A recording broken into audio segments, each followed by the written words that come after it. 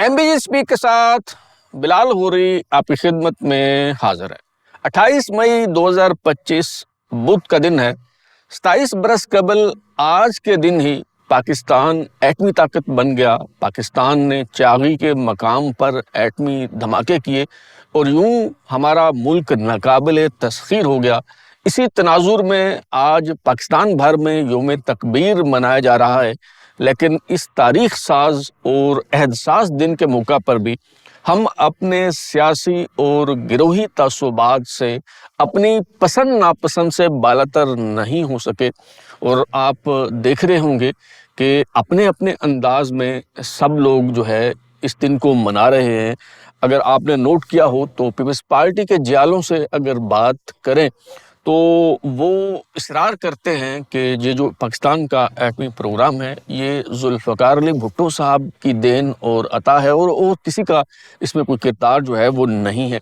इसी तरह अगर आप मुस्लिम लीग नून के मतवालों से बात करें तो वो ये तासुर देते हैं कि जैसे एटम बम जो है वो इत्तफाक फाउंड्री में तैयार किया गया और ये मियाँ नवाज शरीफ साहब का कारनामा है और उनके अलावा किसी ने कोई किरदार जो है वो अदा नहीं किया। और अगर हम बात करें तिफलाने इनकलाब की तो वो तो वैसे ही सबको उर्दली समझते हैं, तो वो डॉक्टर अब्दुल कदीर खान को सारे का सारा जो है वो क्रेडिट देते हैं, क्योंकि ये कोई डॉक्टर अब्दुल कदीर खान की मोहब्बत में वो ये बातें नहीं कर रहे, बल्कि असल में वो बाकी सबको माइनस करना चाहते हैं। ना वो नवाज शरीफ को कोई क्रेडिट देना चाहते हैं, ना जुल्फ़िकार अली भुट्टो को और ना ही फौज को।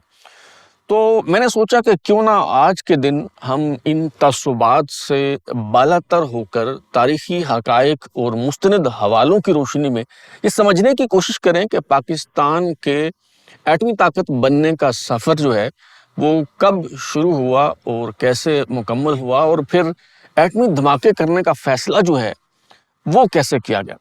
तो आज का ये जो व्लॉग है, अगरचे मैं कोशिश करूँगा कि इसमें इख्तसार से बात की जाए, लेकिन कुछ तवील हो सकता है। तो अगर आप पसंद नापसंद से बालातर होकर सियासी वाबस्तगी से कता नज़र महज तारीख़ी हक़ाइक़ की रोशनी में ये सारी बातें जानना चाहते हैं तो आखिर तक जो है वो जुड़े रहिए, ताकि आपको अंदाज़ा हो सके। और कुछ किताबें मैंने रखी हैं, इसके हवाले भी मैं आपके सामने जो है पेश करूँगा, और किताबें भी मैंने ऐसे मुंतखब की हैं कि जिनके हवाले से कोई आप ये ना कह सकें कि ये तो फ़लाँ की लिखी हुई किताब है तो उसने तो जो है वो यही कहना है। तो मैंने कोशिश की है कि जो रेफरेंस भी जो आपको पेश करूं वो काबिल कबूल हों। कम अज़ कम पहले तो वो मुस्तरद होने चाहिए, गैर मुतनाज़ होने चाहिए, लेकिन एटलीस्ट ऐसे हों कि जिस पे एतराज़ जो है वो ना किया जा सके। तो जनाब, मेरी दानस्त में पाकिस्तान में जिस शख्स ने सबसे पहले इस बात का इदराक किया, एहसास किया कि पाकिस्तान को एटमी टेक्नोलॉजी की ज़रूरत है, न्यूक्लियर टेक्नोलॉजी पाकिस्तान को हासिल करनी चाहिए, उस शख्स का नाम है जुल्फ़िकार अली भुट्टो, जिसने अपनी बसीरत और दूर अंदेशी की बुनियाद पर अयूब खान के दौर में ही ये कोशिश शुरू कर दी थी और ये ठान लिया था कि पाकिस्तान को एटमी ताकत जो है वो बनाना है, खा उसकी कीमत कुछ भी हो। और ये बात मैं अपनी तरफ से नहीं कह रहा, और भुट्टो के किसी जियाले ने अगर ये बात कही होती कि पीपल्स पार्टी के किसी रहनुमा ने ये किताब लिखी होती तो हम कह सकते थे कि वो अपने कायद के गुण गा रहे हैं। लेकिन मैं आपको एक ऐसे मुसन्निफ का हवाला जो है वो दूंगा। ब्रिगेडियर रिटायर्ड नईम सालक जो हैं वो जब ये पाकिस्तान ने एटमी धमाके किए 28 मई 1998 को, तो उसके बाद जो nuclear command and control system है उसको बनाने में ब्रिगेडियर रिटायर्ड नईम सालक का बहुत कलीदी किरदार रहा। और पाकिस्तान का जो स्ट्रेटेजिक प्लान्स डिवीजन है उसमें ये डायरेक्टर आर्म्स कंट्रोल पे काम के तौर पे जो है वो काम करते रहे। उनकी ये तसनीफ़ है नईम सालक साहब की, learning to live with the bomb Pakistan from 1998 to 2016। ये मैं किताब आपको जो है वो दिखा रहा हूँ। तो इस किताब में ब्रिगेडियर साहब जो हैं नईम सालक साहब, वो क्या लिखते हैं, इसका सफ़ा नंबर है जनाब 32, 33 और 34। ये ऑक्सफोर्ड यूनिवर्सिटी प्रेस ने ये किताब शाये की है, आप ये चेक कर सकते हैं। मैं बाकायदा सफ़ा नंबर जो है आपको बता रहा हूँ। तो इसमें वो लिखते हैं कि जब भारत ने जो है वो पहला धमाका किया 1964 में भारतीय वज़ीर आज़म लाल बहादुर शास्त्री जो हैं उन्होंने प्लूटोनियम रीप्रोसेसिंग प्लांट का जो है वो जब वो धमाका किया उन्होंने, तो उस वक़्त जुल्फ़िकार अली भुट्टो साहब ने अयूब खान को ये कहा कि भारत के मुकाबले में हमें भी ये जो न्यूक्लियर टेक्नोलॉजी है ये हासिल करनी चाहिए। ये लिखते हैं ब्रिगेडियर साहब कि ही urged president Ayub Khan to get a similar plant with the French were willing to supply at that time, but his request to the president to sanction a sum of PKR 300 million was turned down. उन्होंने कहा कि जिस तरह भुट्टो साहब ने कहा कि भारत जो है फ्रांस से रीप्रोसेसिंग प्लांट जो है वो ले रहा है, तो हम भी ले सकते हैं। और उस वक्त जो है ये 300 मिलियन रुपीस में, डॉलर में नहीं, वहाँ से जो है वो मिल रहा था।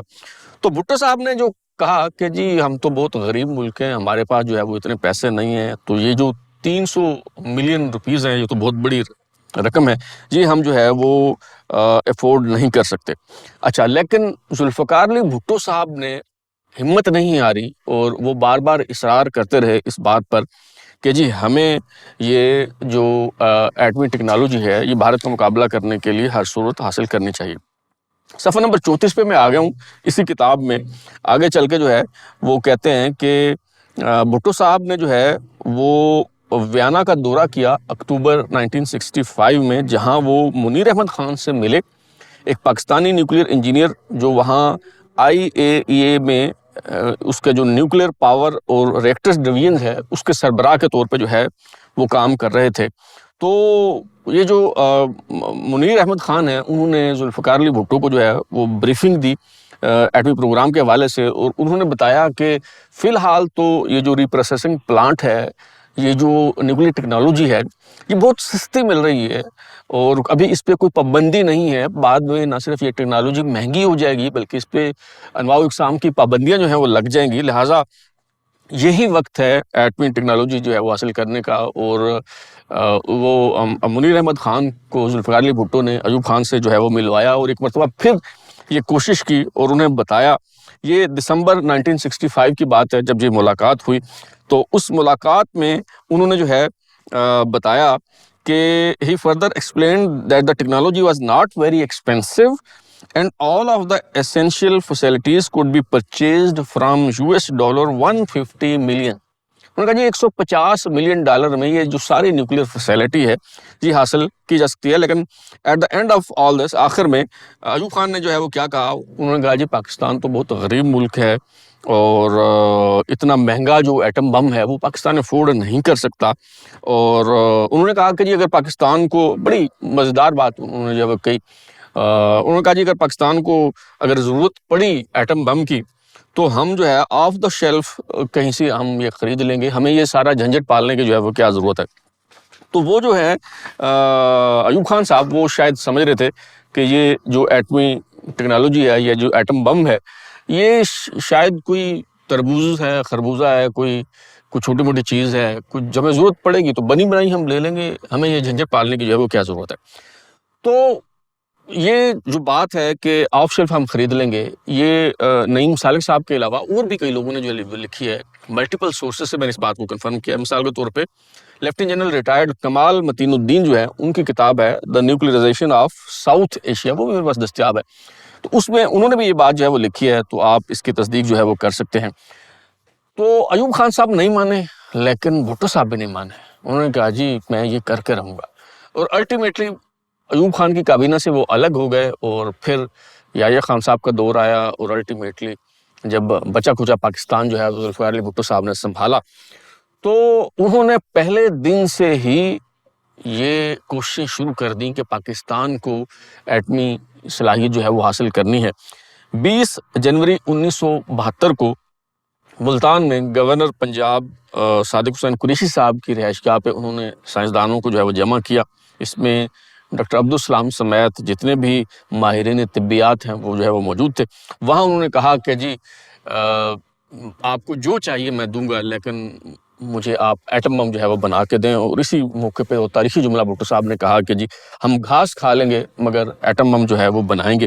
अच्छा, तो اقتدار میں آتے ہی بھٹو صاحب جو ہیں انہوں نے منیر احمد خان کو جو ہے وہ انہوں نے بلایا، اور انہوں نے جو ہے وہ جو ایٹمی توانائی کمیشن ہے اس کا جو ہے وہ انہوں نے انہیں سربراہ جو ہے وہ بنا دیا۔ اچھا، اور اس دوران ہی ذوالفقار علی بھٹو صاحب کے دور میں ہی نیدرلینڈ سے ایک نوجوان، پاکستانی نوجوان ان کو خط لکھتے ہیں، اور وہ بتاتے ہیں کہ جی میں یہ کام یہاں پہ کر رہا ہوں، اور وہ کراچی سٹیل میلز کے حوالے سے کچھ تجاویز ہیں ان کے پاس، وہ وہاں کام کرنا چاہتے ہیں۔ آپ اسے یہ بھی کہہ سکتے ہیں کہ نوکری لینے کے لیے انہوں نے جو خط لکھا۔ بھٹو صاحب نے جو ہے ملاقات کی، اور انہوں نے ڈاکٹر عبدالقدیر خان کو کہا کہ سٹیل میلز کو بھول جاؤ، مجھے آپ کی ضرورت ہے نیوکلیئر ٹیکنالوجی کے حوالے سے، ہم ایٹم بم بنانا چاہتے ہیں، آپ اس میں اپنا کردار ادا کریں۔ یوں ڈاکٹر عبدالقدیر خان جو ہے وہ پاکستان آ گئے۔ اب یہاں آ کے وہ جو بیوروکریٹک قسم کے ہرڈلز ہوتی ہیں، تو اس طرح کی پریشانیوں کا سامنا اور اس طرح کے مسائل جو ہے وہ سامنے آنے لگے، اور ڈاکٹر عبدالقدیر خان نے جب یہ ساری باتیں جو ہیں وہ بھٹو صاحب کو بتائیں، تو بھٹو صاحب نے کیا کیا؟ بھٹو صاحب نے ایک خفیہ منصوبے کا آغاز کیا۔ پاکستان کا جو یہ جو نیوکلیئر پروگرام ہے اس کا خفیہ نام رکھا گیا پروجیکٹ 706، اور بھٹو صاحب نے یہ طے کیا کہ پاکستان اٹامک انرجی کمیشن جو ہے وہ ایز اٹ از جوں کا توں موجود رہے، اور اس کے بالکل پیرل ایک اور ادارہ بنا دیا جائے جو خفیہ ہو، اور اس ادارے کا نام رکھا گیا KRL، کہوٹا ریسرچ لیبارٹریز، اور یہ جو پروجیکٹ ہے اس کا کوڈ نیم رکھا گیا 706۔ تو اٹامک انرجی کمیشن نمائشی گھوڑے کے طور پہ میدان میں موجود رہا، لیکن اصل جو گھوڑا تھا وہ کہوٹا ریسرچ لیبارٹریز تھا، جہاں پہ سارا کام جو ہے وہ ہوتا رہا۔ اور اس دوران کیا ہوا کہ 1974 میں پوکھران کے مقام پہ اسماعیلنگ بدھا میں بھارت نے جو ہے وہ ایٹمی دھماکے کر دیے، جس کی وجہ سے پاکستان کی مشکلات میں اضافہ ہو گیا، اور فرانس کے ساتھ جو معاہدہ ہوا تھا ری پروسیسنگ پلانٹ کے لیے، فرانس نے وہ دینے سے انکار کر دیا۔ اب بھٹو صاحب نے کیا کیا؟ بھٹو صاحب کو اندازہ تھا کہ یہ کام ہم سیدھے طریقے سے نہیں کر سکتے، لہٰذا انہوں نے فیصلہ کیا، وہ پنجابی میں کہتے ہیں سجی دکھا کے کھبی مارنا۔ تو بھٹو صاحب نے یہ فیصلہ کیا کہ یہ جو ری پروسیسنگ پلانٹ کا معاملہ ہے اس پہ ہم اتنا سخت سٹینڈ لیں، اس پہ ایسی پوزیشن لیں، اس قدر شدت کے ساتھ اس پہ بات کریں کہ پوری دنیا یہ سمجھے کہ یہ ان کے لیے زندگی اور موت کا مسئلہ ہے۔ لیکن اصل میں کہوٹا ریسرچ لیبارٹریز میں ہمارا جو نیوکلیئر پروگرام ہے وہ آگے بڑھتا رہے، اس کی کسی کو بھنک نہ پڑے اور کسی کی توجہ اس طرف جو ہے مبذول نہ ہو۔ تو بھٹو صاحب نے اسی اسٹریٹجی کے ساتھ، اسی حکمت عملی کے تحت جو ہے وہ ان کا روئے سخن، ان کی توپوں کا رخ ری پروسیسنگ پلانٹ کی طرف رہا کہ جی کیوں نہیں دے رہے آپ، ریل کیوں کینسل کی۔ لیکن جو کہوٹا ریسرچ لیبارٹریز ہیں وہاں پہ جو ہے وہ کام ہوتا رہا۔ اچھا، اس میں بھٹو صاحب نے الجھائے رکھا، اور یوں یہ کام جو ہے وہ ہوتا رہا۔ اور جب امریکہ کو یہ احساس ہوا کہ بھٹو صاحب جو ہیں انہوں نے دھوکہ دیا ہے اور پاکستان جو ہے وہ تو نیوکلیئر منصوبے پہ کام کر رہا ہے، تو یہی وقت تھا جب ہنری کسنجر نے بھٹو صاحب کو دھمکی دی کہ ہم تمہیں نشان عبرت بنا دیں گے، اور پھر امریکہ نے بھٹو صاحب کو جو ہے وہ نشان عبرت بنا دیا، ان کی حکومت کا تختہ الٹ دیا گیا، ذوالفقار علی بھٹو صاحب کو جو ہے وہ پھانسی دے دی گئی۔ اب آ جاتے ہیں جناب ضیاء الحق صاحب۔ اچھا، ضیاء الحق صاحب پہ آپ لاکھ تبرہ کریں، میں بھی کرتا ہوں، آپ ان سے ہزارہ اختلافات کریں، میں بھی کرتا ہوں۔ میں سمجھتا ہوں کہ پاکستان کی میں بہت سی جو برائیاں ہیں ان کی جڑ جنرل ضیاء الحق صاحب ہیں، ان کا آغاز ان کے دور میں جو ہے وہ ہوا ہے۔ یہ ساری باتیں ٹھیک ہے، لیکن یہ تسلیم کرنے میں کوئی آر محسوس نہیں کرنا چاہیے کہ بھٹو صاحب کی عداوت کے باوجود، اپنے اقتدار کو طوالت دینے کے باوجود، جتنی بھی غلطیاں سرزد ہوئی ہوں جناب جنرل ضیاء الحق صاحب سے، لیکن جو پاکستان کا ایٹمی پروگرام ہے اس پہ انہوں نے کوئی کمپرومائز نہیں کیا، اور جس کام کا آغاز بھٹو صاحب نے کیا تھا اس کو اس سے کہیں زیادہ تیزی کے ساتھ وہ آگے بڑھاتے رہے اور امریکہ کو انہوں نے جہاد افغانستان میں الجھائے رکھا، اور اس دوران پاکستان کا جو ایٹمی پروگرام ہے وہ تکمیل کے مراحل تک پہنچ گیا۔ جب محمد خان جونیجو پاکستان کے وزیر اعظم تھے تو اس وقت تک پاکستان ایٹم بم بنا چکا تھا، اور ایک بار بلکہ ڈاکٹر عبدالقدیر خان جو ہے وہ ان سے جنیجو صاحب نے پوچھا کہ ڈاکٹر صاحب اگر ہم فیصلہ کریں ایٹمی دھماکے کا تو آپ کتنے ٹائم میں یہ کر سکتے ہیں؟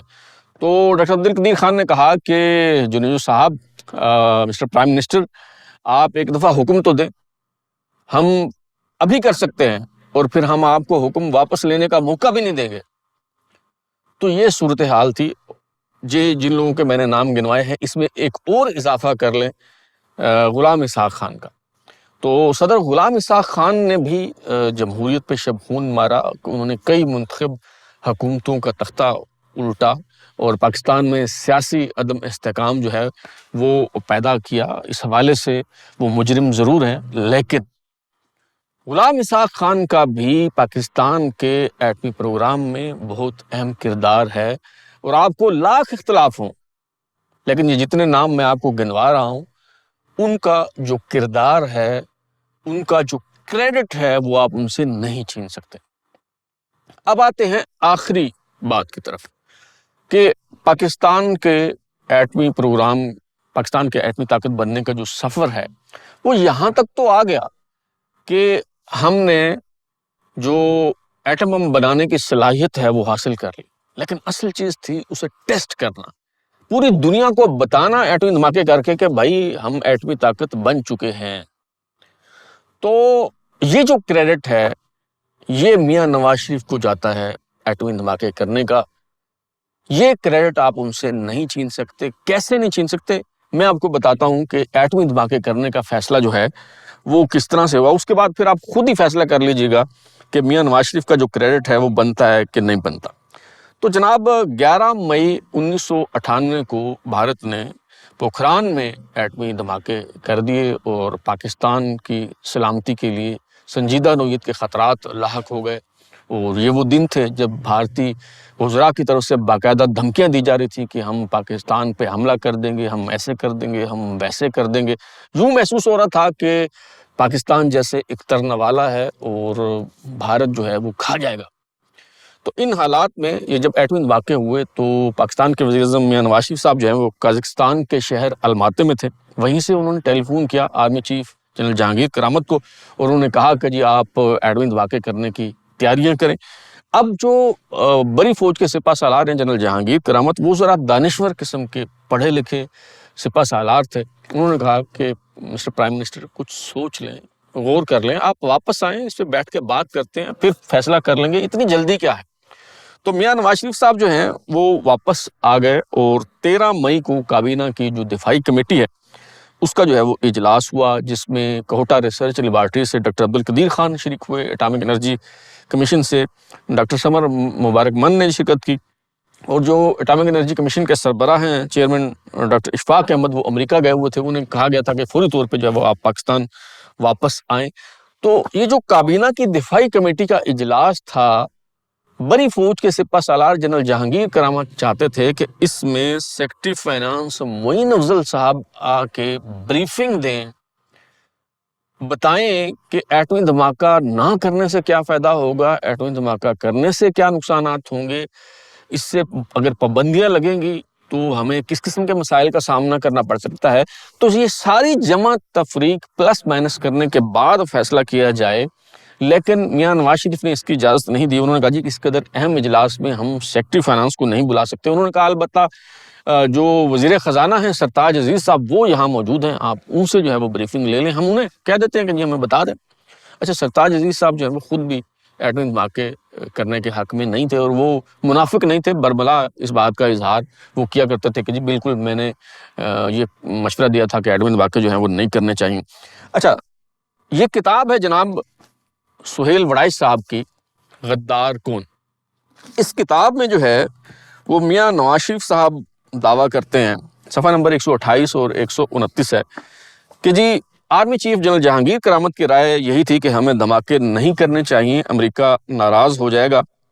اور کہتے ہیں جی اس زمانے کے جو ایئر چیف تھے وہ صاف یہی چاہتے تھے کہ ایٹمی دھماکے ہمیں کرنے چاہیے، اب اس کے بغیر جو ہے وہ کوئی چارہ نہیں ہے. اس وقت جو پاک فضائیہ کے سربراہ تھے ایئر مارشل پرویز مہدی قریشی تھے، وہ ایٹمی دھماکوں کے حق میں تھے. باقی جو دونوں چیف تھے، نیول چیف اور آرمی چیف، وہ اس طرح سے ایٹمی دھماکوں کے حق میں نہیں تھے. اور میاں نواز شریف صاحب کہتے ہیں کہ نیول چیف اور آرمی چیف کے کچھ تحفظات تھے کہ ہاں کر بھی لیا جائے، نہ بھی کیا جائے، اس کے نتائج سوچ لیے جائیں، دیکھ لیا جائے کہیں ہمارے اوپر کوئی اور پابندیاں نہ لگ جائیں، یا پاکستان کسی دباؤ کے زیر اثر نہ آ جائے، یا زیر تاب نہ آ جائے. تو وہ یہ سب مجھے کہتے رہے کہ یہ بھی سوچ لیں، وہ بھی سوچ لیں، دیکھ لیں کہیں ایسا نہ ہو جائے، ویسا نہ ہو جائے. اچھا، یہ کتاب ویسے تو سہیل وڑائی صاحب کی کتاب ہے، لیکن میاں نواز شریف صاحب کا ورژن ہے. تو آپ کہہ سکتے ہیں کہ میاں نواز شریف صاحب کی رائے ان کے اپنے بارے میں وہ کیسے کو مستند ہو سکتی ہے، ہو سکتا ہے وہ غلط بیانی سے جو کام لے رہے ہوں. تو جناب ہم ایک اور رائے جو ہے وہ لے لیتے ہیں، اور وہ رائے کیا ہے؟ یہ کتاب ہے کراسڈ سوارڈز.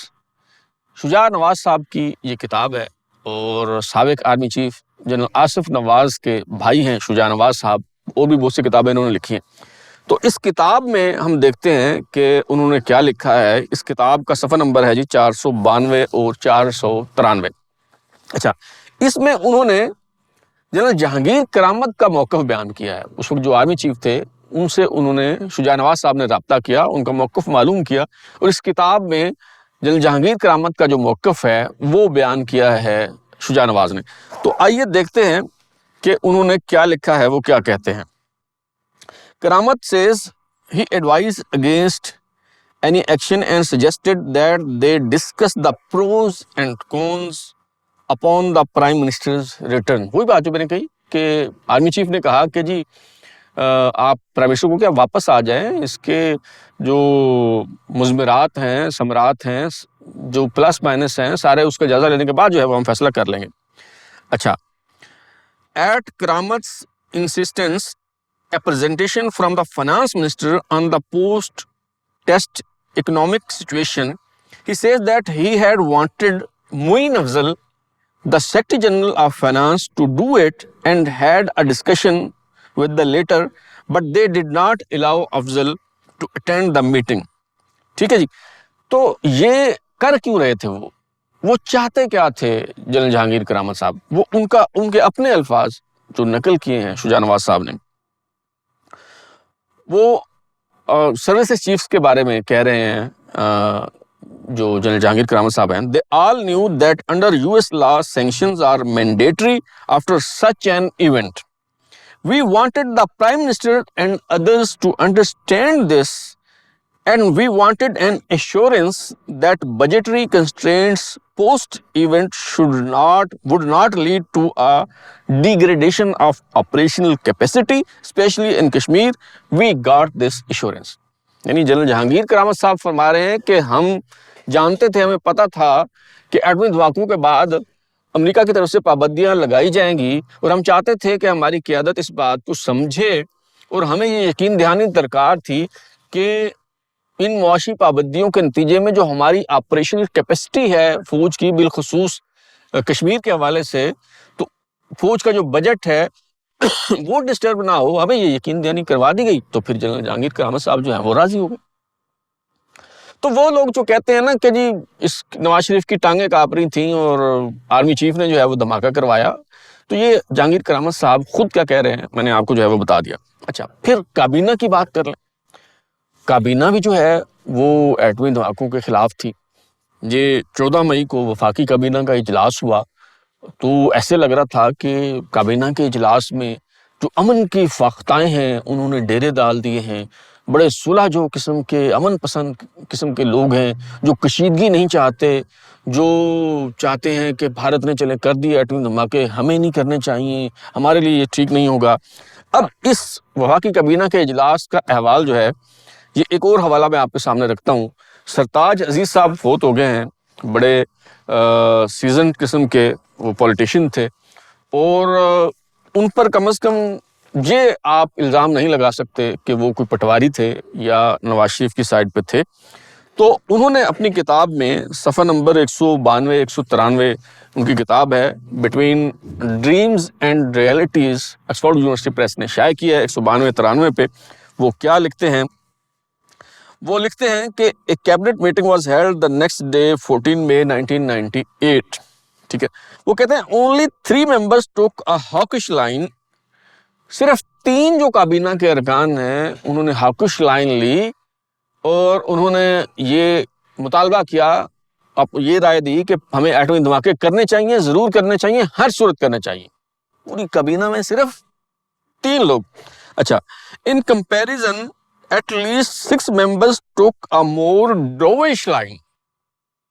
6 جو ارکان ہیں وفاقی کابینہ کے وہ امن کی فاختائیں بن گئے اور انہوں نے کہا کہ everyone including India knew that we had the weapons we could always test at a time of our choosing but meanwhile why not take advantage of this opportunity. انہوں نے کہا جی ہمارے پاس ایٹم بم ہے، پوری دنیا کو پتا ہے، تو یہ پھر کسی وقت ہم اپنے وقت کا انتخاب کر کے ہم ایٹمی دھماکے کر لیں گے. فی الحال موقع کا فائدہ کیوں نہ اٹھائیں؟ بھارت کو ہم آئسولیٹ کر دیتے ہیں، امریکہ سے ڈالر لے لیتے ہیں، وہ بڑی ہمیں آفرز کر رہا ہے، $5 بلین ہمیں جو ہے وہ دینے جا رہا ہے، تو کیوں نہ ہم امریکہ کی آفر جو ہے وہ قبول کر لیں. 6 اراکین یہ کہہ رہے ہیں، 3 اراکین کہہ رہے ہیں کہ ایٹمی دھماکے کر دیں، اور another 6 members used hawkish rhetoric but advocated restraint to gain more time for decision making. اور یہ جو نہ ادھر تھے نہ ادھر تھے ان کے بارے میں جو ہے وہ ستاج جی نے کیا لکھا، انہوں نے کہا جی these members were neither hawks nor doves but could perhaps be categorized at house. یعنی نہ کوئی یہ 3 میں تھے نہ 13 میں تھے، نہ ادھر تھے نہ ادھر تھے. تو آپ اندازہ کریں کہ 15 آپ کے جو کابینہ کے ارکان ہیں اس میں سے صرف 3 کہہ رہے ہیں کہ دھماکے کریں، 6 کہہ رہے ہیں کہ نہ کریں، اور 6 جو ہیں وہ نہ ادھر ہیں نہ ادھر ہیں. تو آپ مجھے بتائیں کہ ایٹمی دھماکے کرنے کا جو کریڈٹ ہے وہ آپ اگر نواز شریف کو نہیں دیتے تو اور کسے دیتے ہیں؟ اچھا، اس وقت کے جو وزیر خارجہ تھے گوہر ایوب، انہوں نے اپنی کتاب glimpses into the corridors of powers میں ان امن کی فاختاؤں کے کچھ نام جو ہے وہ لکھے ہیں. ان کا دعویٰ ہے کہ سرتاج عزیز ہی نہیں، چودھری نثار علی خان، بیگم عابدہ حسین اور مشاہد حسین سید بھی ایٹمی دھماکوں کے مخالف تھے. بہرحال بحث و تمہیز کے بعد فیصلے کا اختیار وزیر اعظم کو جو ہے وہ دے دیا گیا. اب صورتحال جناب یہ تھی کہ ادھر بھارت دھمکیاں لگا رہا ہے، امریکہ کی طرف سے، بل کلنٹن کی طرف سے، امریکن پریزیڈنٹ کی طرف سے فون پہ فون آئے جا رہے ہیں، اور 5 فون کیے انہوں نے اور $5 بلین کی جو ہے وہ پیشکش کی. اور آئی ایم ایف سے ملنے والا جو $2 ارب کا قرضہ جو ہے وہ بھی منسوخ ہو سکتا ہے اگر آپ ایٹمی دھماکے کرتے ہیں، معاشی پابندیاں بھی جو ہے وہ لگ سکتی ہیں. لیکن 18 مئی 1998 کو پاکستان ایٹامک انرجی کمیشن کے سربراہ ڈاکٹر اشفاق احمد کو ایٹمی دھماکوں کے لیے گرین سگنل دے دیا گیا. 28 مئی 1998 کو دوپہر 3:16 پر چاغی کے پہاڑوں سے تکبیر کی صدا گونجی اور پاکستان ایٹمی طاقت بن گیا.